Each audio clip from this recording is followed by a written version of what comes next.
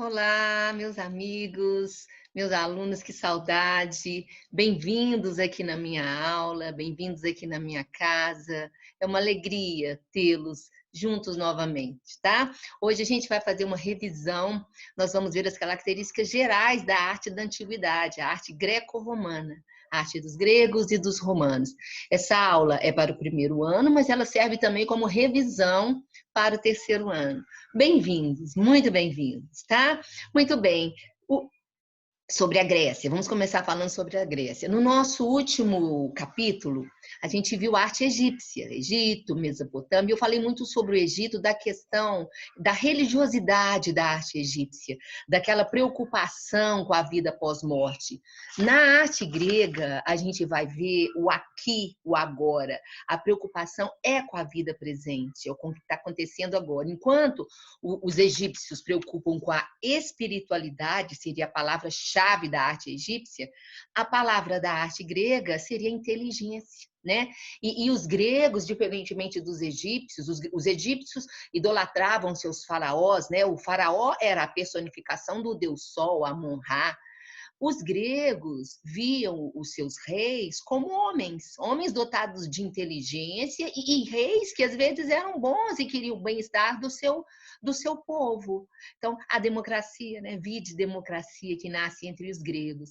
Muito bem. Olha, então, nas linhas gerais da arte da Grécia Antiga, seria o gozo da vida presente, seria a contemplação da natureza, a natureza tão linda, né, gente? A busca da perfeição, o equilíbrio, a harmonia. Palavras-chave: razão, belo, o humano, a democracia. Isso é primordial na arte grega. A formação do povo grego, né, eram vários povos espalhados, enquanto unidade na arte a gente pode classificar por volta de 1.200 anos antes de Cristo. E o auge da arte grega ela acontece por volta de 400 a 450 anos antes de Cristo. Né?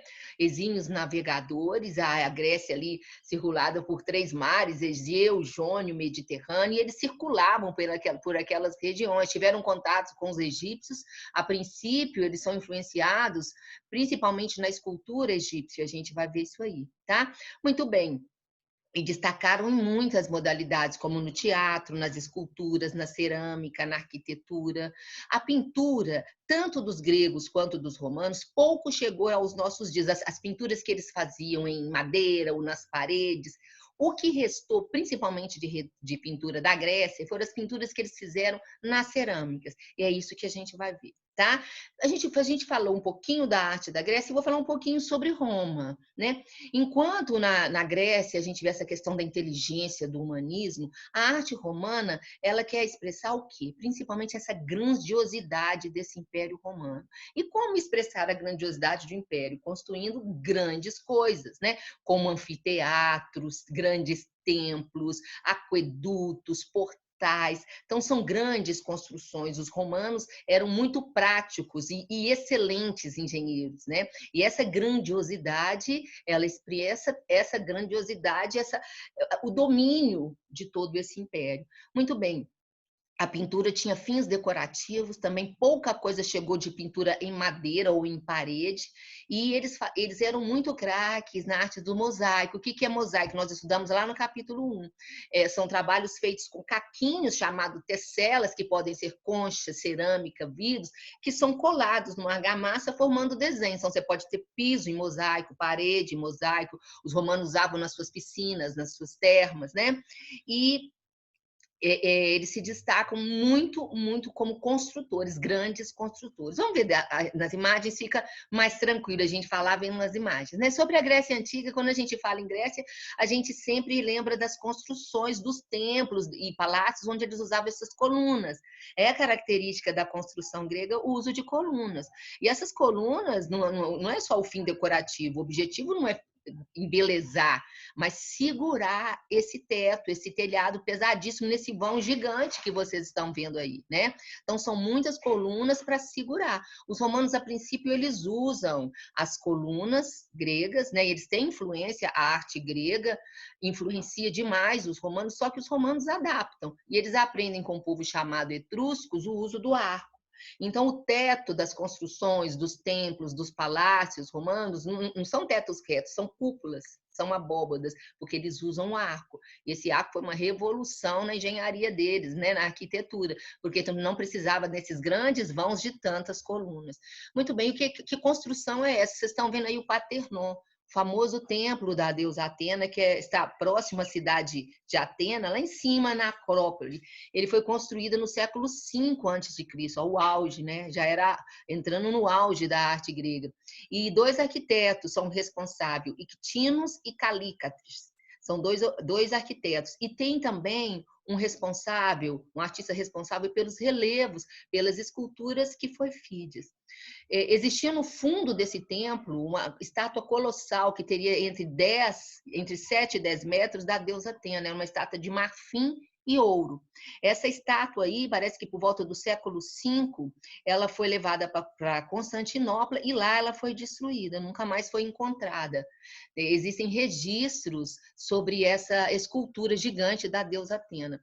A função dos templos, de uma maneira geral, era guardar as esculturas, abrigar as esculturas dos deuses do sol e da chuva. Outra curiosidade é que dentro dos templos também ficavam os tesouros, a quantidade de ouro que um povo tinha, como se fosse um lugar de proteção. E do lado de fora, vocês estão vendo, voltar lá com licença, do lado de fora aconteciam os rituais, sacrifícios, procissões, cantos, oferendas para seus deuses. Politeístas, né, eles tinham vários deuses. Muito bem, vamos ver mais um pouquinho. Aqui é uma réplica de como seria a escultura da estátua, dessa escultura da deusa Atena. Vocês estão vendo, é uma deusa guerreira, ela usa um elmo, ela usa um escudo, né? E observem as características, as texturas, a roupa. Eu vou falar daqui a pouquinho especificamente sobre a escultura grega, tá bem? E as colunas na Grécia, elas têm 3 estilos: o estilo dórico, jônico e coríntio, muito tranquilo, né? E o que caracteriza cada estilo é o fuste, que é o corpo dela, né? No caso aqui essa parte que parece um poste, e a cabeça, chamada de capitel. O estilo dórico, ele é mais fininho, e o capitel, ele é mais com linhas mais retas, né? Um estilo muito bonito. O jônico, ele é mais feminino, olha, tem essas volutas, e o fuste, ele é mais largo. O coríntio, o fuste, quer dizer, o corpo da coluna fica entre esses dois, ó, não é tão largo quanto o jônico e nem tão fininho quanto o dórico. E o capitel, a cabeça da coluna, olha, ela é muito ornada. O que são esses? São folhas, são cachos de uvas, são flores, né? E os romanos, quando eles começam a usar as colunas, como eu disse a princípio, eles faziam construções usando coluna, é uma das colunas mais usadas nas suas construções, é do estilo coríntio. Muito bem, a curiosidade é que Nashville, na cidade de Nashville, nos Estados Unidos, a gente tem uma réplica do Partenon, que foi construído no finalzinho do século XIX, numa feira cultural que eles tinham lá. Eles construíram vários monumentos, pirâmides, a Estátua da Liberdade, e construíram o Partenon. Só que a população achou tão bonito que pediu que no final dessa feira cultural não desmanchasse, que pelo contrário, remodelasse isso aí, que isso ficasse permanente, essa construção na cidade. Então, final do século XIX, uma réplica. E eles construíram, olha, não usando ouro nem marfim como os gregos, mas um dourado, a estátua da deusa Atena no fundo do Partenon. Vocês viram aqui, ó, aqui é uma foto antiga, né, de 1897, dessa exposição, dessa feira cultural que teve. Aqui vocês estão vendo o Partenon com outros monumentos. Os outros foram desmanchados, mas o Partenon permaneceu até hoje. Olha só, observem que o Partenon era coberto, tinha um telhado, um forro de madeira e um telhado. Então, eles fizeram toda essa reconstrução baseada nos indícios de como seria. Aí, mais um pouquinho da foto, e olha que bonito, bem nas margens, né, da água aqui, olha, vocês comparando a figura humana com essa estátua. Então, nos Estados Unidos, uma réplica. Novamente, a réplica. Olha a fachada, que bonito. Todos esses relevos da fachada eram pintados com cores vivas, azul, vermelho. Tanto os relevos da arquitetura, quanto as esculturas também, todas eram pintadas. E uma técnica muito usada foi a técnica da encáustica. Eles misturavam o pigmento com a cera de abelha derretida. Então, a pintura tem uma característica não de brilho, ela é mais para o fosco do que brilhante. Muito bonito essa técnica. E que eu trouxe uma imagem para vocês que é muito citada na mitologia, que é o Monte Olimpo, que era o lugar onde os deuses gregos viviam. E ele existe, na verdade, é um monte, é uma referência geográfica da Grécia. E sobre mitologia grega falaríamos aí muitas aulas, né? Mas politeísta, com histórias magníficas dos seus mitos, que eles explicam as estações do ano, o bem e o mal, né? As fraquezas e tudo que vem do ser humano e da natureza é explicado através da mitologia. Na sala de aula, sempre quando a gente tem uma brecha, a gente procura trabalhar em cima disso. Nós vimos, quando o ano passado, Eros e Psique, quando a gente viu o neoclassicismo, né? Muito bem. Então, olha só, e aqui vocês podem observar a pintura da Grécia, que resta para a gente, principalmente o que eles deixaram nas suas cerâmicas, nos seus potes. Vocês estão vendo uma moça lavando roupa e a perfeição, como eles conseguem colocar o corpo humano, olha, um ombro atrás do outro. No nosso último trabalho, nós vimos a arte egípcia. Os egípcios usavam a lei da frontalidade. A figura era desenhada sempre com os dois ombros virados para o espectador, braços e pernas de lado e cabeça de lado. Se fosse um desenho egípcio, essa menina estaria lavando roupa dessa maneira, mas os gregos têm essa coisa que se chama escorço. É você desenhar o corpo humano da maneira que você vê, olha, um ombro atrás do outro, né? Muito bem, vamos ver mais um pouquinho. Olha só, a cerâmica. Cerâmica também é chamada a técnica da terracota. Você faz com argila o objeto, esse objeto tem que secar. A argila é um barro especial, geralmente dá na beira dos rios, né? O Brasil tem, na arte popular brasileira, na arte contemporânea, a gente tem muitas coisas bonitas feitas com argila. Muito bem, então a peça tem que secar e depois isso tem que ser queimado numa fogueira, né? Nessa época aí já usavam os fornos e altas temperaturas, mais de 1.100 graus. É como faz o nosso tijolo, o tijolo de barro das casas. O tijolo tem que secar e entrar no forno, né? E eles pintavam essas cerâmicas ou com figuras negras com fundo vermelho ou figuras vermelhas com fundo negro. O vermelho é a cor do barro, então aqui eles usam a tinta preta e vão deixando a cor do barro, né? Quando é o contrário, eles pintam o fundo e deixam a figura vermelha. Aqui vocês estão vendo uma ânfora, que é uma espécie de utensílio usado para colocar vinho, leite, azeite. A água, para colocar água, eles usavam parecido com uma ânfora que se chamava hídria. Vocês vão ver daqui a pouquinho. E o que está representado aqui nessa pintura? Vocês estão vendo a Jaques e a Aquiles jogando dama. Observem o que eu acabei de dizer para vocês, essa coisa de um ombro atrás do outro, como eles representavam tão bem, né, essa colocação do corpo humano no espaço. Aqui vocês estão vendo, olha, uma figura vermelha com fundo preto. Então foi deixado a cor do barro, onde está vermelho, e o preto eles foram trabalhando com o fundo. Isso aqui é uma hídria, como eu disse para vocês. Olha, tinha a boca mais fina, tinha uma alça, às vezes duas alcinhas aqui para transportar, levar a água do poço até as casas. Olha só, outra hídria, né? Terracota, eu já expliquei essa técnica. E a arte grega e a escultura grega, ela tem período arcaico, clássico e helenístico. Período arcaico mais antigo, ele vai de 750 a 480 a.C. O clássico vai de 480 a 360, a 336 a.C. E o helenístico, ele é mais recente, ele vai de 336 a.C. a 31 a.C. Esse período helenístico é o período que eles mais criaram, o apogeu da técnica da arte grega. Vocês podem ver aqui as transformações, ó, do arcaico para o clássico, para o helenístico. A escultura, que é a princípio tão rígida, e eles copiam, eles têm contato com a arte egípcia, vai ganhando vida, vai se transformando. Olha só, vocês estão vendo?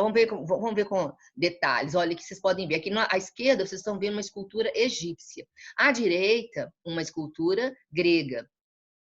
Como é parecido, essas esculturas que representavam esses homens nus que os gregos faziam são chamados de couros. Até a posição do corpo, os dois ombros para frente, lembrando que os egípcios usavam a lei da frontalidade para desenhar e pintar. As esculturas não estão na lei da frontalidade. Os braços, olha, mais perto do corpo, né? Não existe nenhuma emoção no rosto que ela está sentindo, tristeza, alegria, dor, não tem, né? É um rosto neutro.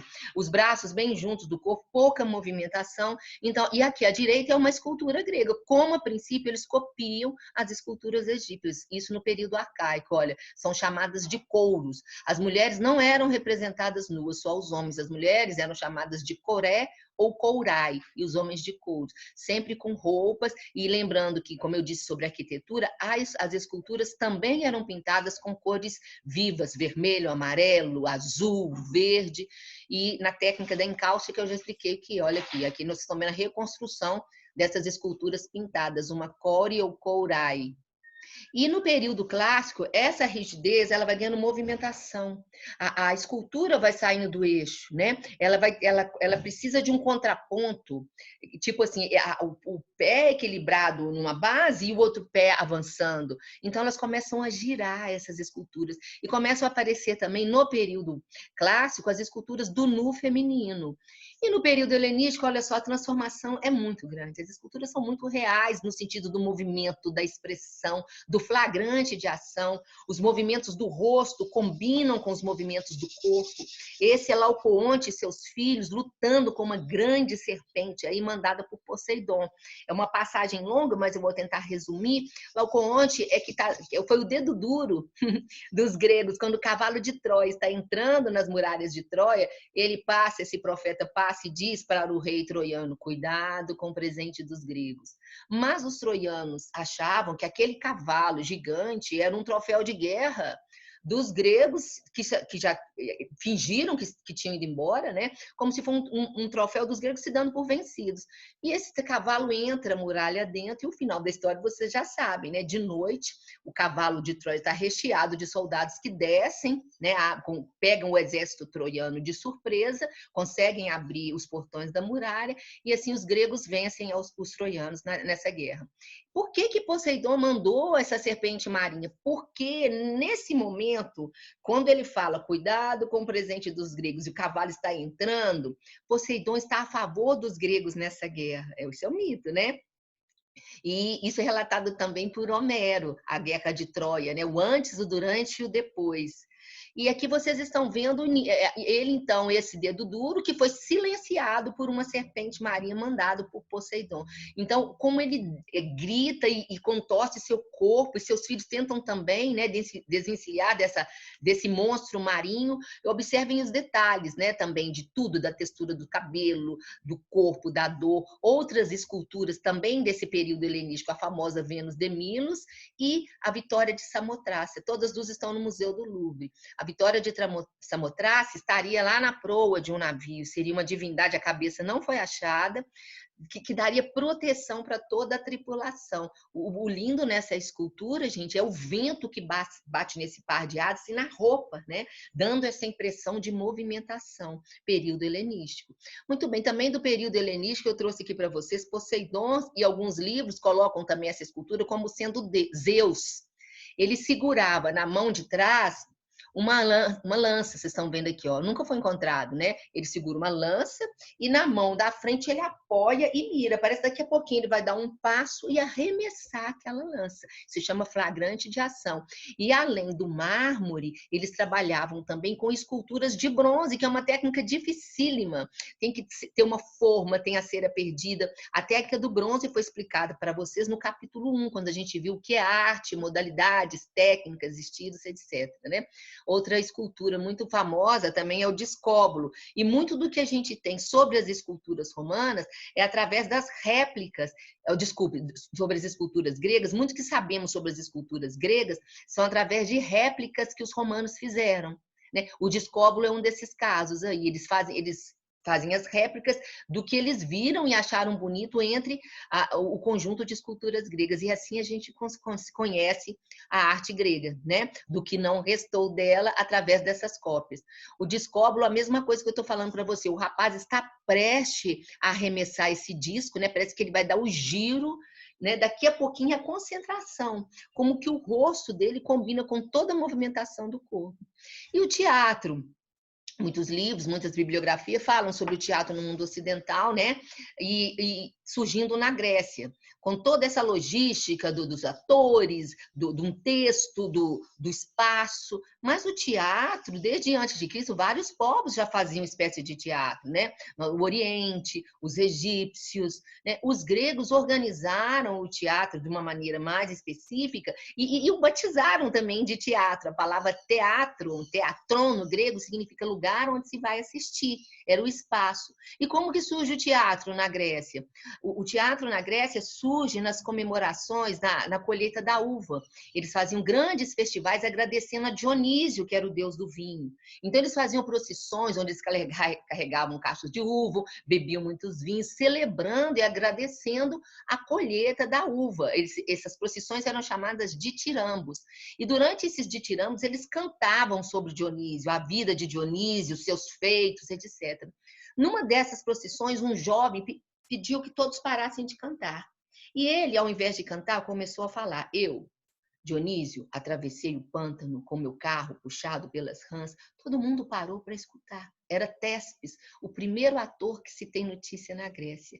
E ele chamou muito a atenção das pessoas que estavam ali. E isso começou a virar uma prática. Nos ditirambos, ao invés deles cantarem, eles começaram a falar, fazendo de conta que eram Dionísio e outras divindades. E eles precisavam, então, de um local, porque agora não era mais uma procissão que andava e ia cantar. Nessas histórias precisavam de um lugar onde se vai assistir. A palavra teatron. Então, eles usavam, sem construções, o ator ficava num pedaço mais baixo do relevo e a plateia mais acima. Mas depois, vocês estão vendo aqui, eles começaram a organizar essas construções com arquibancadas, com palco, essa parte de baixo, de trás é chamada palco, esse semicírculo é chamado orquestra. As peças aconteciam aqui e aqui, né? E as peças podiam durar até semanas. Mulher não podia fazer teatro. Surgem dois gêneros, a comédia e a tragédia, né?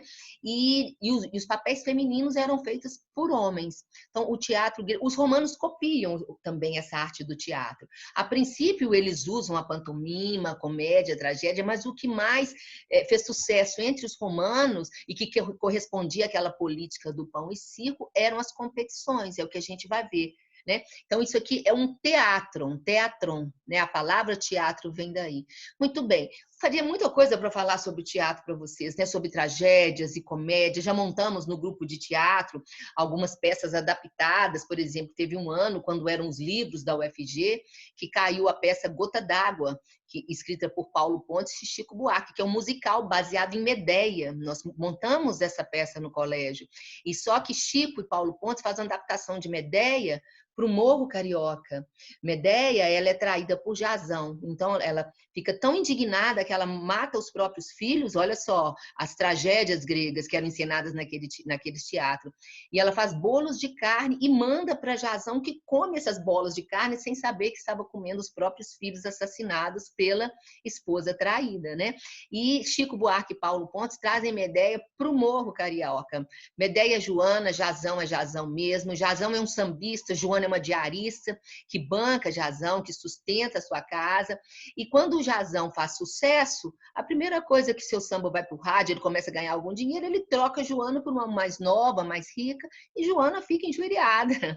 Ela também, como Medéia, sacrifica seus filhos, e quando Jasão está comemorando o seu casamento com a filha do bicheiro, chegam os vizinhos carregando os filhos mortos. É dessa peça que surge a famosa música Gota d'Água. Deixa em paz meu coração, que ele é um pote até aqui de mágoas, e qualquer desatenção, faça não, pode ser a gota d'água. Quando o copo está cheio, lotado, e aquela gotinha de água faz o copo transbordar, né? É uma obra linda da literatura brasileira e da dramaturgia brasileira. Leiam, tá? É fácil de achar. Roma, como eu disse, a arte refletia a grandiosidade desse império. Então, eles representavam os seus políticos, seus governadores, seus imperadores, e diferente dos gregos que idealizavam, os gregos tinham um ideal de beleza. Aquele período, o finalzinho do período arcaico da Grécia e o início do período clássico, a gente vê a busca da beleza, da perfeição do corpo. Né? Esse ideal de beleza, e os romanos, eles eram mais práticos no sentido de fazer o que eles estavam vendo. Então, eles não... deixa eu ver como eu posso explicar. É como se fosse hoje, você faz uma foto e coloca um filtro. Não tem filtro nas esculturas, nos retratos romanos. Eles mostram as pessoas como elas são, com verrugas, com nariz grande, com rugas, né? Mas eles tentam idealizar no sentido dessa grandiosidade. Por exemplo, quem vê esse Augusto de Prima Porta aí, parece que ele é um grande orador, né? Que ele fala muito bem, mas na bibliografia a gente vai ver que ele tinha dificuldade na fala. Então tem uma idealização dos gestos, como se ele fosse um poderoso na fala, né, um conquistador no sentido do poderio político. Então, a idealização nesse sentido, mas com relação ao físico, eles não escondem a fealdade das pessoas, a feiura das pessoas nesse sentido. Todas essas esculturas eram pintadas, tanto as gregas quanto romanas. E aqui o famoso Coliseu, chamado de Anfiteatro Flaviano, né? É aqui que aconteciam as competições, como eu disse a vocês, os romanos, a plateia romana e a própria política do pão e circo incentivava essas competições, duelos de gladiadores, homem contra homem, homem contra fera, fera contra fera. Durante as festividades de inauguração do Coliseu, foram milhares de animais vindos de colônias distantes romanas, né, da África, da Ásia, tigres, guepardos, leopardos, hienas, elefantes, girafas, gente, todos esses animais entravam nessas competições, né? E a gente vai ver aqui, vocês podem ver a forma é diferente do teatro grego. Enquanto o público no teatro grego fica só a 180 graus, os romanos, na arquitetura deles, na engenharia, eles duplificam a arquibancada. Teatron, os romanos fazem anfidrois, anfiteatro, como se fossem dois teatros, né? Porque o público fica a 360 graus. É como são nossas arenas políticas, desculpa, as nossas arenas olímpicas, os nossos estádios de futebol, né? Onde o meio ali e todo mundo, o circo é também chamado de circo romano, esse tipo de construção. Olha que interessante. Quando as competições eram de gladiadores, vocês estão vendo aqui que aqui, gente, é o subsolo. Então, eles cobriam, vocês estão vendo ali atrás, com tablados de madeira e uma grande camada de areia. A areia para absorver a quantidade de sangue que rolava nessas competições, né? Ele está todo detonado, já tiraram muito mármore do Coliseu, ele era coberto, mas o estado de conservação relativamente bom. Mas ele era muito mais bonito do que a gente vê. Então, eles cobriam isso aqui tudo, essa arena toda era coberta e tinham sistemas de elevadores que vinham lá de baixo. Tem um filme Gladiador, acredito que muitos já assistiram esse filme. Os gladiadores surgem, né? Abrem duas portas, surgem do lado dos gladiadores e do outro lado o seu rival que vai lutar com ele ou o animal que ele vai ter que enfrentar, né? E essas competições eram um derramamento de sangue muito grande e duravam também, às vezes, semanas. E quando eles estavam cansados de batalhas terrestres, eles tiravam esses tablados e eles tinham um sistema de irrigação. Isso aqui podia ser inundado e virava um piscinão, onde eles faziam as naumaquias, que eram batalhas navais. Aqui vocês estão vendo um trabalho em mosaico representando um gladiador sendo empurrado ou levado por um soldado para enfrentar uma fera, né? Vocês estão vendo que o soldado está protegido, mas ele vai ser colocado ali e a fera não poupa, já vai atacando. Então, um trabalho de mosaico. Aqui os subsolos, como eu disse, que poderia ser inundado, né? E olha aqui, por esse desenho, um desenho simulado, vocês podem ver que ele transformava num grande piscinão e eles colocavam barcos com uma tripulação de um lado e do outro e eles guerreavam entre si, eram incendiados, etc, etc. Olha só, são desenhos que representam um pouquinho. Nas construções romanas, uma das mais bem conservadas é o Panteão, quem for a Roma visitar. Do lado de fora, lembra um pouquinho os templos gregos, olha só, mas só do lado de fora, porque aqui, assim, vocês têm um esquema que do lado de dentro é uma cúpula, né? É uma abóbora, ele é redondo. Né? O Panteão romano seria um local, acredita-se que a principal função, mas existem discordâncias, que eram nichos, você vê se tem uma foto interna que tem, que nesses nichos, todos que vocês estão vendo, ficavam esculturas de deuses, né? Então ele passou por várias outras funções, mas a princípio era o lugar onde ficavam os deuses. Olha por dentro como é grande, né? E as termas, os romanos grandes construtores, vocês estão vendo uma terma em ruína. O que era uma terma? Eram banhos públicos, né? Os romanos tinham esse costume, principalmente na parte da tarde, tomarem banhos frios e quentes. Então, e todo mundo podia participar das termas, algumas mais luxuosas, outras menos. Aqui vocês estão vendo as reconstruções, olha. E eram abastecidas por aquedutos. Se vocês observarem no detalhe desse desenho aqui, olha, existia todo um sistema de aquecimento. Eu estive nas termas romanas em Pompeia. Incrível, as piscinas vazias, com mosaico, eu ficava imaginando elas cheias de água, algumas de água fria, outras de água quente. Tinha lugar do vapor, entrava só o vapor, como se fosse a nossa sauna. Lugares imensos, decorados, e era um costume entre os romanos. Mulheres podiam frequentar as termas, mas tinha um local separado das mulheres. E tanto espaços, piscinas internas, cobertas, quanto externas também. Muito bem, outra grande realização da engenharia romana foram os aquedutos. Olha que coisa linda, gente. Eram canais que levavam águas de regiões distantes de, dos rios para regiões distantes. A água, vocês podem ver aqui, tem uma inclinação e eles vão obedecendo o relevo. Você olha que nem parece que a água está correndo. A inclinação é tão mínima, mas onde ela chega, onde ela deságua nas cidades, tem uma pressão muito forte. Então, eles abasteciam suas cidades, e algumas cidades ainda são abastecidas com espécies de aquedutos romanos, e eram construções incríveis, passavam aí por vales de rios, entre montanhas, até chegarem em cidades. Olha só que vocês que interessante. São canais artificiais. Então, a água passava em quilômetros e quilômetros. A única força que levava essa água era uma inclinação, como eu disse, mínima, era a gravidade. Geniais, né, gente? Genial. E existem aquedutos em vários lugares, como as colônias romanas espalhadas. Por exemplo, você visita a França, em alguns lugares do interior da França, ainda existem ruínas de aquedutos e alguns até em bom estado de conservação. Outra grande construção romana eram os arcos.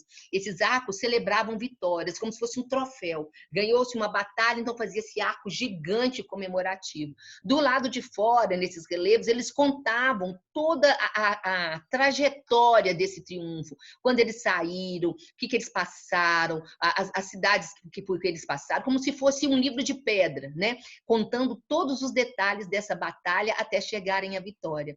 Em Paris, na época, muito lá na frente, depois na época de Napoleão, Napoleão fica encantado quando ele vê esses arcos romanos, né? Quando ele visita as ruínas de Roma, e ele faz, então, o Arco do Triunfo, quando ele ganha a Batalha de Waterloo. Paris, um dos lugares mais visitados, é o Arco do Triunfo. Aí vocês estão vendo novamente os arcos. E aqui o trabalho, como eu disse a vocês, que é lindo, gente, no chão, nas paredes, nas piscinas, que são os mosaicos. Alguns são resgatados, encontrados em bom estado de conservação. Essas pedrinhas são chamadas tesselas e podem ser de cristal, de vidro, conchas, cerâmicas, né? E como eu disse, a pintura, pouca coisa restou dos dois povos, né? Dos gregos, mais na sua cerâmica. Dos romanos, a gente vai ver principalmente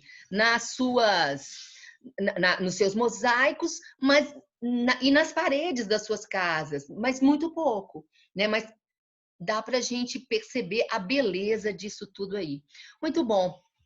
Olha só, tudo que foi aberto, tudo que eu falei sobre Grécia, sobre Roma, estudem um pouquinho mais, tem tanto documentário, todo esse material foi mandado nos e-mails, com dicas de filmes, de documentário, com mais imagens, né? Então eu queria falar que vocês não ficassem só aqui e visitassem, né, no futuro, viajantes que serão pelo mundo, e o mundo vai estar melhor, que vocês pudessem visitar aí outros lugares, outros países, né? E conhecer tanta coisa linda que a gente vê sobre a Grécia, sobre Roma, sobre outras culturas, o nosso Brasil também.